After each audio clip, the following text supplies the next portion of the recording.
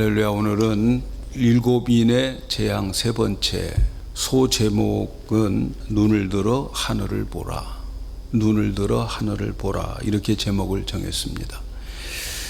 우리는 일곱인을 예수 그리스도를 통해서 떼는 장면을 보면서 이 인을 하나하나 뗄 때마다 이 땅에 재앙이 일어나는 현상들을 보게 됩니다. 하나님께서 이러한 하늘의 비밀을 우리에게, 믿는 우리에게 가르쳐 주시는 것은 우리에게 공포를 조성하기 위한 게 아니고 두려워하지 말라는 거예요. 두려워하지 말라. 그래서 평안을 누려라. 내가 너희에게 이름은 너희가 내 안에 있고 그리고 평안을 누리게 함이라. 평안을 누리게 하기 위함입니다. 그래서 요한계시록은 복음서예요. 복음서. 우리에게 복음 중에 복음을 전하는 거예요. 이미 예수님께서 복음서에서 말씀하셨던 내용을 사도 요한이 반모섬에서 계시를 받아서 이 말씀을 더 구체적으로 우리에게 말씀해 주고 있습니다. 그 이유는 반드시 주님이 오실 때에 종말에 이런 일들이 일어날 것인데, 그 이런 일들을 일어날 때에 그런 현상을 보거든 두려워하지 말라는 거예요. 코로나19보다 더 심한 재앙이 와도 두려워하지 말라. 여러분, 이거 복음입니다. 복음.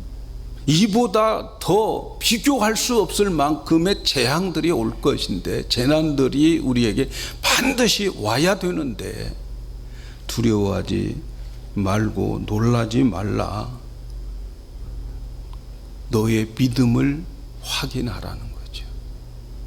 그래서 네가 지금 예수님 안에 있는가, 주 안에 있는가, 이것을 확인하면서 죽으면 죽으리라는 그런 믿음을 챙기라는 거예요. 그래서 주님이 부르시는 날 믿음 잘 챙기고 있다가 주님이 부르시는 날 아멘, 감사합니다, 할렐루야 하고 갈 수 있는 그런 믿음을 준비하도록 하는 책이 요한계시록이에요. 여러분, 이 땅에 많은 것을 소유하고 있다가 죽을 때 되면은 아까워서 못 가겠다고 하면 그게 불행한 거죠, 사실. 근데 와라, 이제 때 됐다, 내가 너 보고 싶다 할 때 우리가 주님 앞에 갈 때에 아멘, 할렐루야 하고 갈 수 있다면 얼마나 좋겠습니까? 요한계시록은 그렇게 믿음 준비하라는 거예요. 그러나 우리가 이 세상에서 주님을 만날 준비를 하면서 믿음으로 산다는 거 만만치 않잖아요. 쉽지 않습니다. 여러분, 하늘에서 태풍이 막 몰아치고 막 소나기가 막 몰아치고 그럴 때에 예수 믿는 사람에게는 그게 다 피해 가던가요? 예수 믿는 사람 집에는 그게 싹 피해 가지고 옆집으로 지나가는 일이 있겠어요? 그런 일 없습니다, 여러분.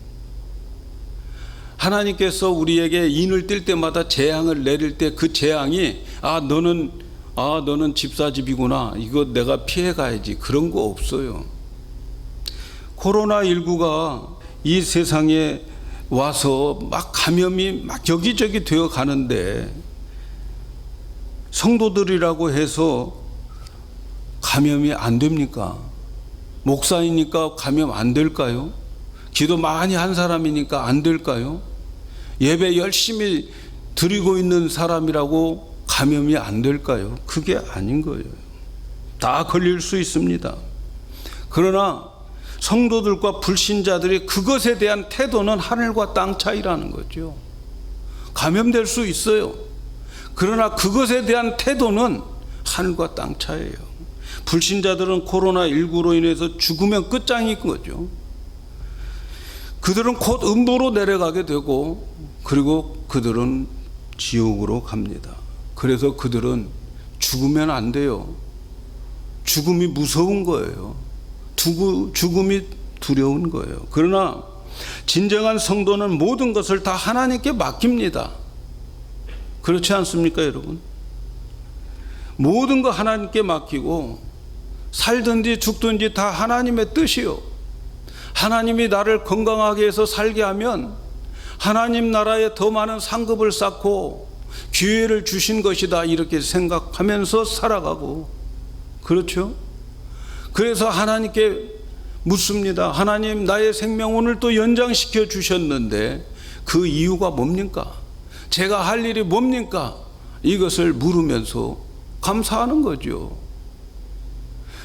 설령 우리가 어떤 그런 코로나19나 재앙으로 인하여서 우리가 죽게 된다 할지라도 진정한 하나님의 자녀들은 그 죽음 앞에 섰을 때에 두려워하지 않고, 이제는 내가 진짜 보고 싶은 하나님, 나를 위해서 죽으신 예수님을 얼굴과 얼굴로 마주치는 그 만남의 장소에 내가 가는구나.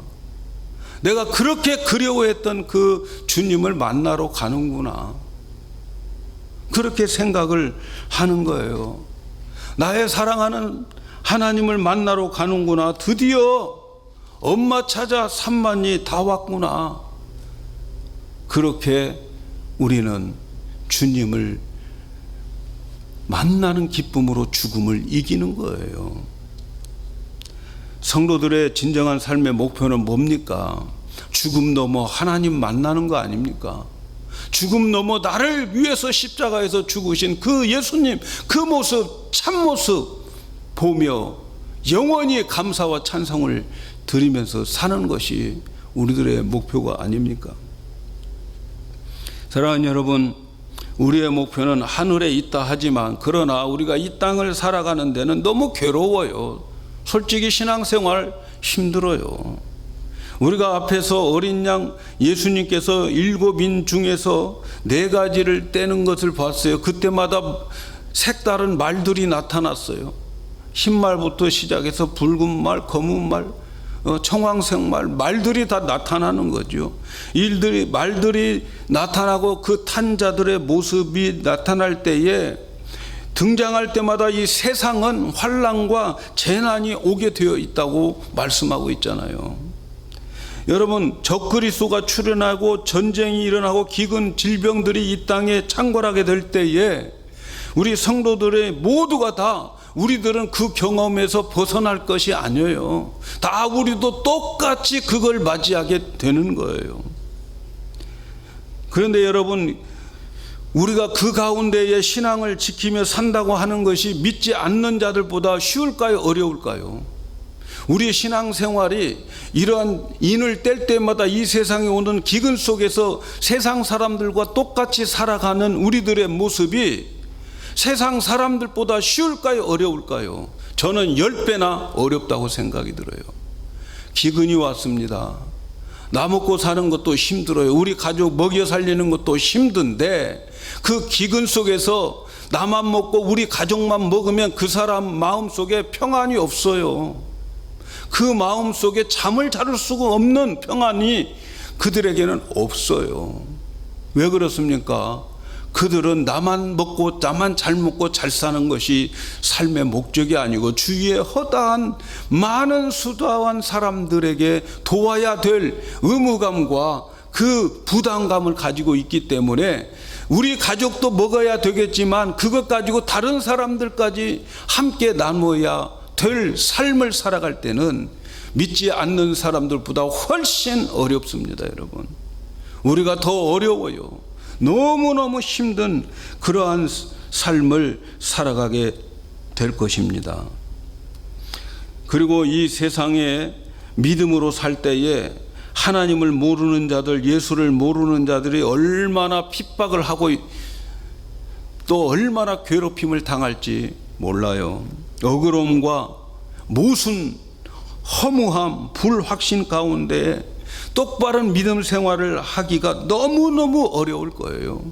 이 땅에서 보상받지 못하면서 살아가야 할 부분들이 너무 많습니다. 억울함이 너무 많아요. 분통 터지는 일이 너무 많아요. 이럴 때에 이렇게 어렵고 억울할 때 하나님이 짱 하고 나타나서 한 번 팍 먹이면 좋겠는데 하나님은 죽을 때까지 침묵하십니다. 가만히 계셔요. 하나님 안 계신 것 같아요. 허무함, 헛것 믿는 것 같아요. 그런 상황들이 우리에게 옵니다. 그때에 예수를 믿어야 될 것인가 말아야 될 것인가 얼마나 많은 사람들이 갈등을 할지 몰라요. 이 땅에 보상받지 못하며 살아가면서 정말 이러한 삶을 계속 살아야 될까라고 갈등하고 고민하는 가운데에 신앙생활을 어떻게 해야 되느냐 말이죠. 여러분, 그런 날이 반드시 올 터인데 어떻게 할 거예요? 바로 거기에 대한 대답이 오늘 우리가 읽은 말씀입니다. 오늘 우리가 읽은 말씀을 보면은 어린 양 예수께서 4가지 인을 뗄 때마다 이 세상에 많은 재앙과 기근, 전쟁 이런 것들이 이 땅에 내려지게 되어 있습니다. 그래서 고통과 괴로움 가운데 빠집니다. 세상만 바라보면 소망이 없어요. 가면 갈수록 환난은 더 커진다고 우리가 앞으로 공부해 보면 알겠지만 이보다 더 큰 것들이 지금 계속해서 준비되고 있어요. 이런 세상에서 믿음을 포기하고 세상 사람들처럼 살고 싶은 유혹이 우리들에게 많이 있을 것입니다. 그 유혹이 엄청날 거예요.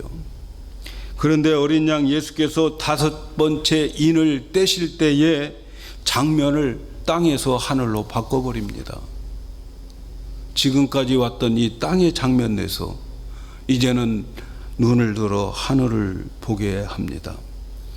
그래서 오늘 말씀 9절에 5째 인을 떼실 때 내가 보니 하나님의 말씀과 저희의 가진 증거를 인하여 죽임을 당한 영혼들이 제단 아래 있더라. 이 제단은 하늘에 있는 제단인 거죠.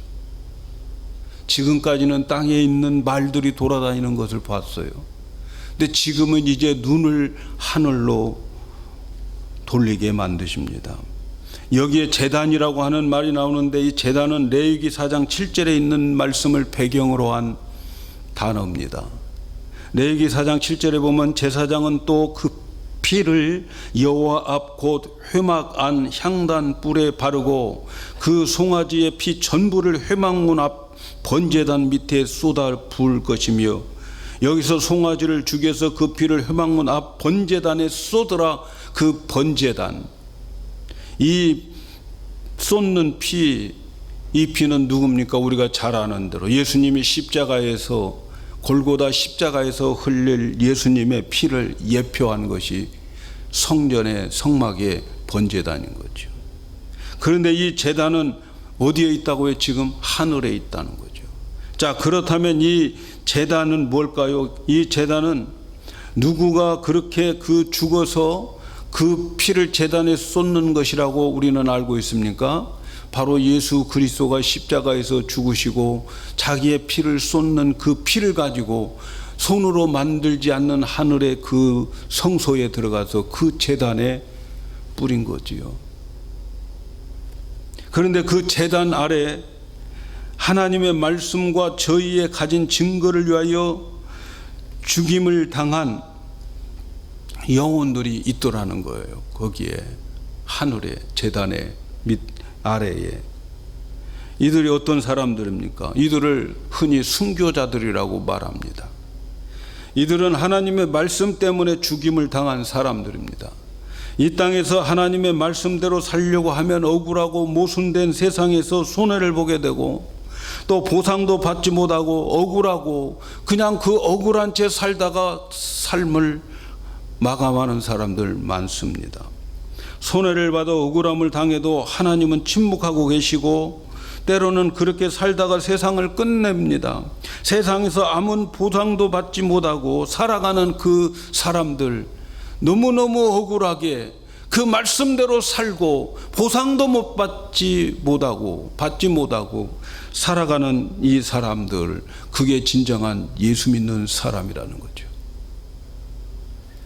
예수를 잘 믿으면 이 땅에서 복을 받고 내가 심은 것만큼 하나님이 축복해 주시고 내가 한 것만큼 하나님이 보상해 주시는 그러한 물질적이고 우상적인 신앙생활 말고, 하나님이 나에게 아무것도 안 해주셔도 나는 하나님 말씀 그대로 붙잡고 살고, 그리고 하나님이 보상이 없어도 그대로 죽겠다고 한 사람들, 그리고 그렇게 죽어간 사람들이 바로 진정한 순교자인 거죠.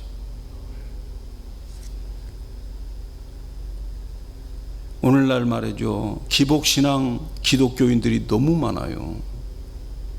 기복신앙 때문에 우상으로 다 넘어가는 거예요. 저기 가면 내가 복 받을 거다. 기독교는 그게 아니라는 거죠. 신앙의 정체성을 가르쳐 주는 거예요. 거기 있는 사람들이 어떤 자들인가.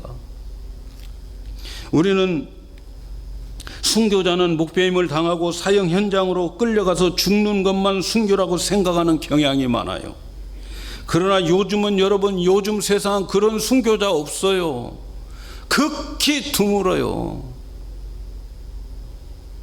그러나 이러한 사회와 모순과 그리고 우리를 거부하는 그들의 공동체, 또 우리가 정말 불확신 가운데에서도 우리의 말씀을 붙잡고 그들과 타협하지 않고 말씀대로 살다가 죽은 순교자들이 훨씬 더 많습니다, 여러분. 그리고 어떤 사람들은 예수의 십자가와 부활을 증거하다가 죽는 사람들 많아요. 어떤 사람은 십자가에서 화형당하기도 하고, 어떤 사람은 목이 잘려 죽기도 하고, 어떤 사람들은 돌에 맞아 죽기도 했습니다. 한 번만 예수님을 부인하면 살려준다고 해도 그들은 부인하지 않고 예수의 부활과 십자가를 증거하다가 죽은 사람들 많이 있습니다. 그런데도 하나님은 침묵하셨어요. 다니엘 사자굴에서, 불구덩이에서 그렇게 구원해낸 역사가 한 번만 있어도 다 믿을 것 같은데 절대로 그런 역사 없습니다. 억울하게 죽습니다. 많은 사람들이 이것을 보면서 얼마나 갈등하겠어요. 저렇게 억울하게 죽어야 하는가? 저렇게 허무하게 죽기 위해서 이 땅에 태어났단 말인가? 사랑하는 여러분, 예수님께서 인을 떼실 때에 내 각색 다른 말탄 자들이 나타나면 똑같은 환난이 와도 믿음 지키기 위해서 성도들은 더 힘들 수 있습니다. 더 힘들어요. 10배나 더 힘들 수 있습니다. 마음은 편해도 육체는 힘들어요. 그 힘든 가운데 하나님이 주시는 마음은 다 평온을 가지고 있을 겁니다. 그러나 육체는 힘듭니다. 그럼에도 불구하고 하나님은 침묵하실 것입니다. 이 세상을 믿음으로 사는 사람들은 왜 하나님이 이때 안 나타나실까? 왜 하나님은 이때 침묵하고 계실까? 하나님이 계시면 왜 저렇게 버려둘까 하는 생각을 수없이 많이 하게 되는 날들이 올 것입니다, 여러분. 여기에 대한 대답이 바로 5번째, 인을 떼면서 우리의 눈을 들어서 하늘의 재단을 보게 하는 거예요. 눈을 들어 하늘을 보니 그렇게 억울하게 죽었던 영혼들이 헛된 삶이 아니었음을 우리는 보게 되는 거예요. 그들의 삶과 죽음을 주님이 다 보고 계셨어요. 침묵하고 계신 줄 알고 안 보고 계신 줄 알았는데 그들의 죽음을 예수님이 죽으셨던 그 번제단 아래에 두었던 그곳에 있게 하는 것을 보면 그들이 그렇게 죽어가는 것, 예수님이 번제단에서 그 피를 쏟은 것만큼 귀중하게 여기고 계셨다는 거죠. 믿음으로 살다가 죽은 성도들이 하늘의 제단에 두신 것은 예수님이 죽어주신 것과 같은 수준으로 대접해 주고 계시는 거예요. 그것은 내가 예수 안에 있었기 때문입니다. 다른 것 없어요. 내가 예수 안에 있었기 때문에 그래요. 예수 안에 있는 자들은 예수님의 그 제단의 밑에 다 있어요. 왜? 나는 예수님과 함께 하나가 되어서 죽고 내 안에는 내가 산 것이 아니고 예수께서 사셨기 때문에, 예수님이 십자가에서 죽으실 때 나도 죽었고 그리고 예수님이 성천하실 때 나도 그 보좌에 지금 내 영적 위치는 거기에 있는 것인 거죠. 그래서 주님께서 죽어주신 그 제단 밑에 우리가 다 거기에 있더라는 거죠. 그들의 죽음은 인간적으로 억울한 죽음이었습니다. 하나님은 그들의 죽음을 최고의 재물로 보셨던 거죠. 그들은 버려진 것이 아니고 사람들이 볼 때는 하나님이 버렸다고 생각되어지지만 그러나 그들의 영혼은 하늘의 제단에 있다는 거예요. 사랑하는 여러분, 우리가 여기서 말세의 환난과 재앙 속에 들어가서 살아가는 우리에게 어떤 신앙을 가져야 할 것인가를 우리에게 가르쳐주고 있는 말씀이지요. 성도는 단순히 예수 그리스도를 입으로만 고백함으로 끝나는 것이 아니라 순교적 정신을 가지고 살아가야 할 것을 말씀해주고 있습니다. 그리고 이 세상이 어렵고 힘들고 억울하고 모순 가운데에서 우리가 승리하고 이길 수 있는 그것은 우리가 눈을 들어 하늘의 그 보좌를 보는 거예요. 그 제단을 볼 수 있어야 돼요. 그것이 보여지면 이깁니다. 이 땅이 전부가 아니라 지금 하나님이 침묵하고 계시지만 분명히 보고 계심을 믿으시고 정말 그렇게 억울하게 죽은 것 같은데 하나님이 그 영혼 챙겨가지고 주님의 제단 밑에 보관하고 계시고 보호하고 계십니다. 그래서 우리는 이 세상을 살아가면서 제단의 앞에 죽은 자들처럼 그 보호받고 있다고 하는 사실, 내가 머물러야 할 자리는 바로 저기라고 믿고 바라보고 소망해야 될 줄로 믿습니다. 그런데 그 대단 아래에 있는 죽임을 당한 자들이 거기서 기도를 하고 있는데 10절에 보니까 죽임을 당한 영혼들이 제단 아래에 있어 큰 소리로 불러가로되 거룩하고 참되신 대주제여 땅에 거하는 자들을 심판하며 우리의 피를 신원하여 주지 아니하시라이까 어느 때까지 하시리이까. 큰 소리로 그 영혼들이 기도를 합니다. 얼뜻 우리가 읽어보면 하나님 우리의 원수를 갚아주세요 라고 하는 기도 같지만 전혀 그런 기도가 아닙니다. 이 기도는 그런 기도가 아니에요. 우리가 억울하게 죽어가지고 여기에 와 있습니다. 하나님 우리를 죽인 자들 복수해 주세요. 그런 기도 아닙니다. 여기서 하는 기도는 하나님의 정의가 이 땅에 실현되기를 바라는 기도예요. 하나님이 이 불공평한 세상을 해결하도록 바라는 기도고 하나님의 거룩함으로 이 세상을 입증해 달라고 하는 기도예요. 마치 그들의 기도하는 심정은 예수님이 십자가에서 아버지여 저들을 용서하여 주세요. 저들이 하는 자기 죄들을 알지 못합니다. 스데반이 돌맞아 죽으면서 저들을 용서해 달라고 하는 그러한 기도예요, 이게. 그런데 이 기도에 대한 응답은 뭡니까? 응답은 그들에게 흰 두루마리를 하나씩 다 줍니다. 기도 응답이 흰 두루마기예요. 얼마나 어떻게 생각하면 면류관도 아니고 흰 두루마기를 주고 있어요. 그런데 이 흰 두루마기는 혼인잔치의 입을 드레스예요. 우리가 이 땅에 살아가면서 믿음 지키고 주님께 충성하고 이 모든 교회와 사역의 목적이 뭔지 아십니까? 그리스도의 거룩하고 흠없는 자로 챙겨지는 거예요. 그래서 혼인잔치에 참여하는 것이 교회가 세워진 목적이고 여러분들에게 주어진 가정과 사역의 모든 목적이에요. 그것을 통해서 예수로 챙겨지지 않으면 꽝인 거예요. 그런데 이 혼인잔치의 옷을 요한계시록 19장 정도 가서 7절 8절에 이렇게 말합니다. 우리가 즐거워하고 크게 기뻐하여 그에게 영광을 돌리세 어린 양의 혼인 기약이 이르렀고 그 아내가 예비하였으니 그에게 허락하사 빛나고 깨끗한 세마포를 입게 하셨은즉 이 세마포가 흰옷이라는 거죠. 근데 이 세마포는 성도들의 옳은 행실이로다. 여러분 잘 들으세요. 이 세마포는 성도들의 옳은 행실이더라. 이 옳은 행실이라고 하는 이 헬라어 원문은 디카이오마타요. 디카이오마타. 근데 이 디카이오마타라고 하는 말은 성도들의 옳은 행실을 디카이오마타라고 하는데, 이것은 성도들의 착하게 살고 도덕적으로 선하게 사는 행위를 말하는 게 아닙니다. 이 말은 포고령이에요. 포고령. 이 말은 법령이에요. 재판장이 자기 재판 자리에서 그 땅땅 소리치며 선고하는 법령을 말하는 거예요. 그 법령이 뭐예요? 착하게 살고 도덕적으로 살고 선하게 살았으니까 세마포 준다? 이게 아니고, 이 포고령, 이 법령은 하나님의 만들어주신 의를 가지고 의롭게 된 것, 그 뭐예요? 믿음으로 의롭다함을 받은 자라는 것을 선고하는 거예요.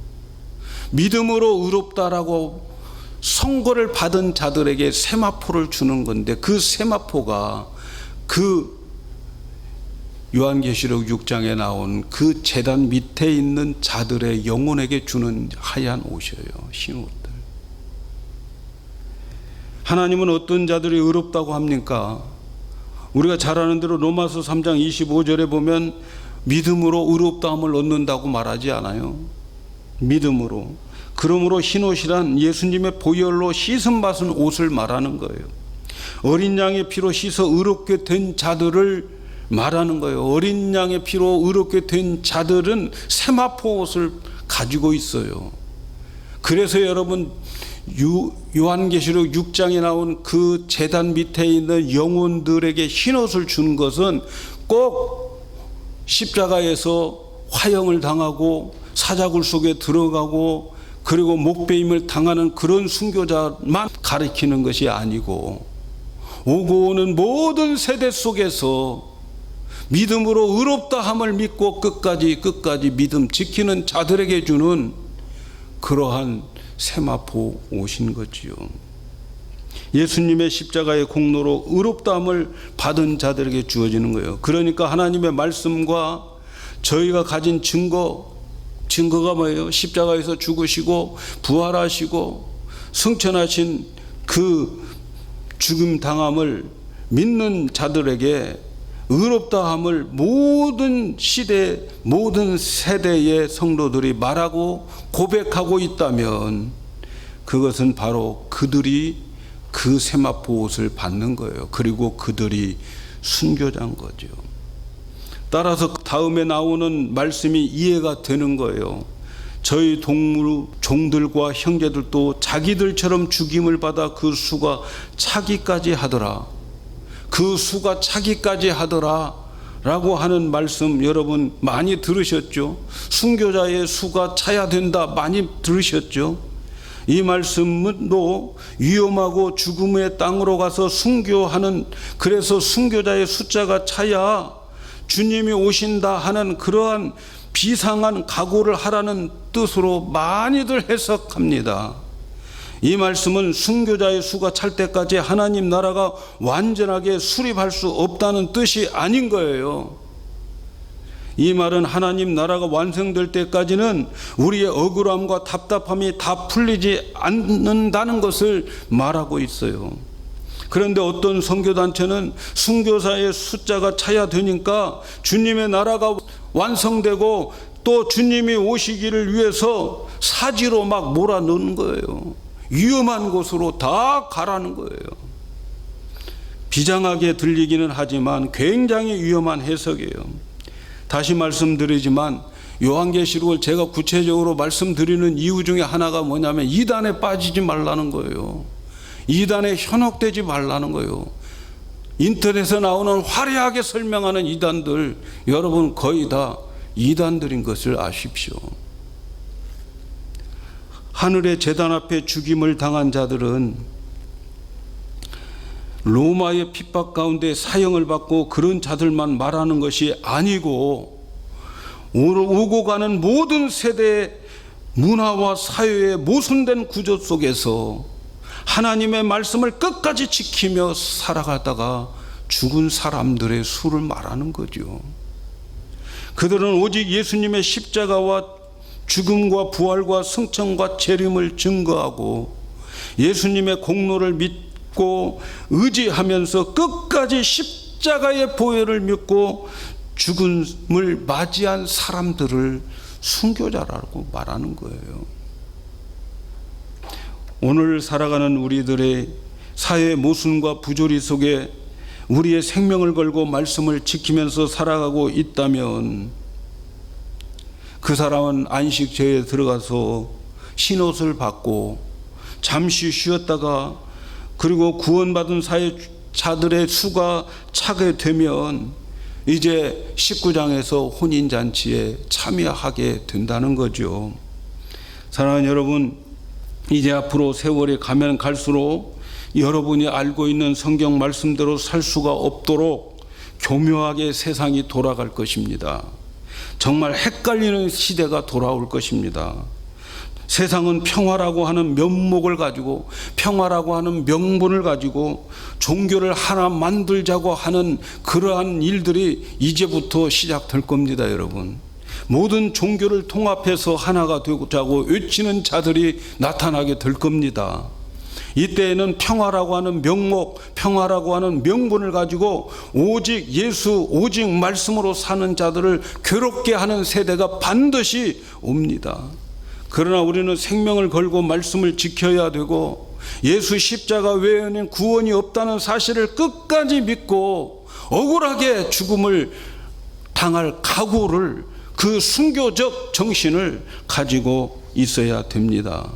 이 증거를 가지고 있어야 돼요. 어쩌면 세상의 구조가 우리의 신앙을 파괴시킬지 몰라요. 사회의 시스템이 우리의 신앙을 완전히 지금 파괴시켜 가고 있어요. 앞으로 나타날 예언들이 그렇게 될 것이라고 예언하고 있습니다. 성도들이 이 모순된 세상과 억울함을 당할 것입니다. 손해볼 것입니다. 세상이 허무하게 느껴질 것입니다. 하나님의 기적이 나타나면 시원하고 후련할 것 같은데 하나님은 침묵하시고, 그러나 하나님은 여러분 안 보고 계시는 것이 아니고 불꽃 같은 눈으로 똑똑히 보고 계심을 믿으시기를 바랍니다. 이제 6회인 다음 주부터 생각할 6회 인을 뗄 때는 지금보다도 상상할 수 없는 일들이 벌어지게 되는데, 앞으로 더 무서운 일들이 벌어지게 되는데, 그 가운데 믿음 지킬 수 있는 법을 5번째 인에서 우리에게 설명해 주고 있는데 눈을 들어 하늘을 보라는 거예요. 억울하게 죽었던 사람들 하늘에서 뭐하고 있는지를 보고라고 말씀하는 거죠.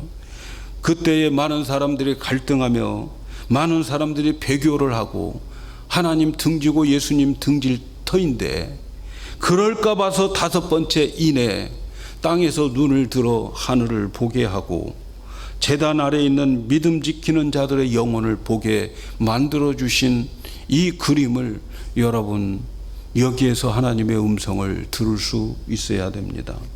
이 땅에서 핍박을 당하고 생명을 잃어가면서까지 믿음 지키는 자들은 절대로 하나님이 외면하지 않고 그 믿음 지키는 자들에게 흰옷을 주고 잠시 쉬었다가 혼인잔치에 참여하도록 하겠다고 약속하고 계시는 것을 믿으셔야 돼요. 그리고 아직 이 땅에 남아있는 저와 여러분들이 믿음 지키고 환난 가운데 핍박 가운데에도 승리하고 돌아올 때까지 기다리고 우리가 돌아갔을 때에 그 구원받은 사람의 수가 찼을 때에 이제는 혼인잔치에 참여할 것입니다. 사랑하는 여러분, 신앙생활 만만치 않습니다. 앞으로 많은 재앙과 환난을 피할 수 없을 것입니다. 그러나 우리가 믿음을 지킨다면 우리는 최후의 심판은 피할 수 있습니다. 여러분 기억해야 될 것은 이 땅의 환난은 우리 피할 길 없습니다. 그러나 우리가 믿음 지키면 최고로 중요한 최후의 심판은 우리 피할 수 있습니다. 최후의 심판이 얼마나 중요합니까? 최후의 심판은 이 땅의 모든 억울한 재판을 다 뒤집어 놓습니다. 여러분, 바울이 이제 로마에 가서 로마 황제에게 그는 재판을 받습니다. 로마 황제가 선고하는 그 선고는 이 세상 누구도 뒤엎을 수가 없습니다. 그의 선고는 살아있는 신의 선고입니다. 그래서 로마로 가서 바울이 재판을 그곳에 가서 받습니다. 그리고 그는 사형 선고를 받습니다. 그러나 여러분, 바울은 로마에 가서 황제가 재판해서 자기를 사형시켰어도 그 사람은 의로운 재판장이 아니라고 마음에 굳게 믿고 있습니다. 그래서 그는 비록 세상에서 감옥에서 사형을 받고 죽는다 할지라도 그 사형 선고는 진정한 사형 선고가 아니라고, 나머지 최후의 심판이 있다고. 그래서 그는 디모데후서 4장 6절 8절에 보니까 관제와 같이 벌써 내가 부흠이 되고 나의 떠날 기약이 가까웠도다. 내가 선한 싸움 싸우고 달려갈 길을 마치고 믿음을 지켰으니 이제 후로는 나를 위하여 의로운 면류관이 예비되었으니 주 곧 의로운 재판장이 그날에 내게 주실 것이니 내게만 아니라 주의 나타나심을 사모하는 모든 자에게라. 로마 황제로부터 사형 선고 받았어요. 이 세상에서는 그 법정에서 선고하는 로마 황제의 선고를 뒤집을 사람 없습니다. 그러나 그것은 최후의 심판이 아니에요. 나의 최후의 심판은 의로우신 재판장, 바로 그분이 내리실 거라는 거예요. 그분이 나에게 최후 심판할 때 뒤집어 엎을 수 있는 분이라는 거예요. 모순되고 억울하지만, 손해보는 것 같지만, 우리가 눈을 들어 하늘을 볼 때에 그 재판장, 모든 것을 정확하게 재판하는 그 재판장이 거기에 계십니다. 의로우신 재판장, 예수 그리스도의 보혈을 믿는 너의 믿음이 의로운 거야. 이렇게 재판하면서 흰옷을 입혀주는 그날이 있고, 그리고 그 흰옷 입은 자들과 함께 우리 모두가 다 어디에 참여합니까? 혼인잔치에 참여할 줄로 믿습니다. 사랑하는 여러분, 그래서 우리는 순교적 신앙, 죽으면 죽으리라고 하는 신앙을 가져야 됩니다. 이 믿음으로 승리하는 우리 모두가 되어서 그날에 혼인잔치에 참여하는 우리 모두가 되기를 주의 이름으로 축복합니다.